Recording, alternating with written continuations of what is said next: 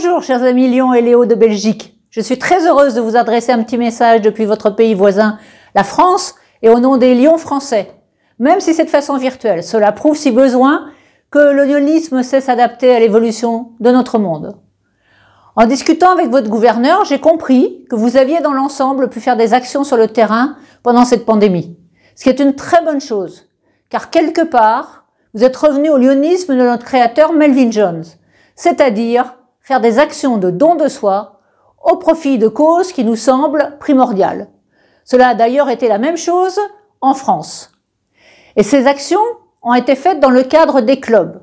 C'est cela qui, à mon avis, est très positif, car il ne faut jamais oublier que même si nous avons de multiples strates décisionnelles dans notre mouvement, la plus importante est celle du club. C'est dans un club que se vit le lyonisme, que l'on s'y fait des amis, que l'on participe à des actions. C'est avec un club que l'on décide de rentrer dans notre mouvement, car on pense que ses membres correspondent à nos valeurs ou que les actions qui y sont faites correspondent à nos aspirations. Il faut donc travailler en permanence sur l'ambiance de nos clubs, afin que chaque membre s'y sente bien, car un lion heureux dans son club est un lion qui y reste. C'est une voie quelque part pour indiquer les départs de certains de nos amis. Et c'est aussi un club qui permettra d'attirer de nouveaux membres et de faire grandir la famille des lions. Car là où il y a un besoin, il y a un lion. Et comme les besoins, notamment avec ce Covid, sont immenses, il faut que nous soyons de plus en plus nombreux pour y répondre. Et ces nouveaux arriveront bien sûr avec des différences. Et ce sont ces différences qui feront la richesse du club. Car chacun y amène des éléments, des façons de voir, qui font évoluer le club en positif, qui nous permettront d'être plus en adéquation avec les nouveaux besoins. Car notre monde change et il faut savoir s'y adapter sous peine de ne plus pouvoir agir. Donnons-leur envie également de prendre des responsabilités. Et s'ils vous le disent non, prenez du temps pour l'expliquer, ce qu'ils peuvent apporter au mouvement avec leurs compétences, que ce n'est pas si difficile que ça, qu'ils peuvent le faire en même temps que leur travail et que leur famille. Je crois d'ailleurs qu'un ensemble d'entre vous qui m'écoutent ne se voyait certainement pas président, président de zone ou gouverneur. Et ils sont heureux aujourd'hui de servir autrement. Je vais prendre ce que m'a dit un lion d'un club de Castelnaudary un jour. C'est un club avec 40 membres et une moyenne d'âge de 45 ans. On connaît tous autour de nous des passionnés de foot, de golf. Ils trouvent le temps, en plus de leur travail et de leur famille, d'entraîner des jeunes, de participer à des entraînements, à des compétitions, de regarder des matchs, etc., etc. Eh bien lui, il m'a dit, moi, je suis passionné par le fait de service dans le lyonisme. Donc, comme les passionnés de foot et de golf, je vais trouver le temps pour m'y investir. Et pour lui, c'était une question de volonté et d'organisation. Et je suis d'accord avec lui. Il y a deux personnes importantes pour les nouveaux. Le parrain et le mentor.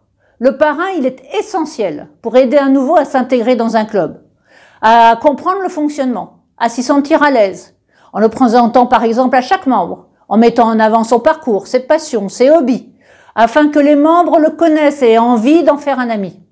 Si le filleul a des problèmes ou des questions, il faut aussi qu'il ait l'idée de les poser à son parrain. C'est un couple important, ce couple parrain-filleul, afin que le nouveau ne se sente pas perdu ou laissé de côté.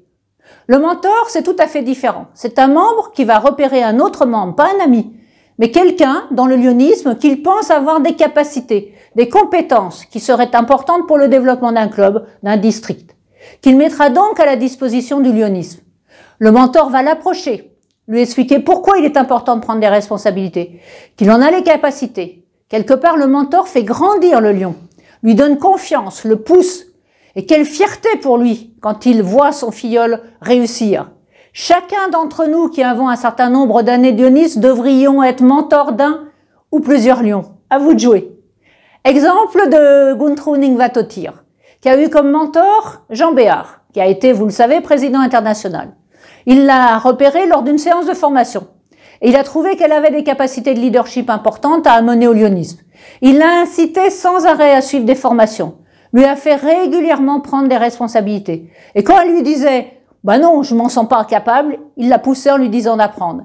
Et c'est de cette façon qu'elle a apporté ses compétences, ses qualités pour faire évoluer le mouvement jusqu'à en devenir présidente internationale.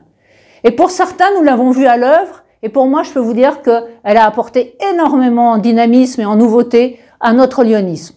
Alors, travaillez sur vos clubs, c'est là que tout se passe. Je vous souhaite pour conclure un très très beau congrès et espère pouvoir vous voir un de ces jours lors d'une manifestation, pourquoi pas à Thessalonique pour le repas forum. Vive le lyonisme!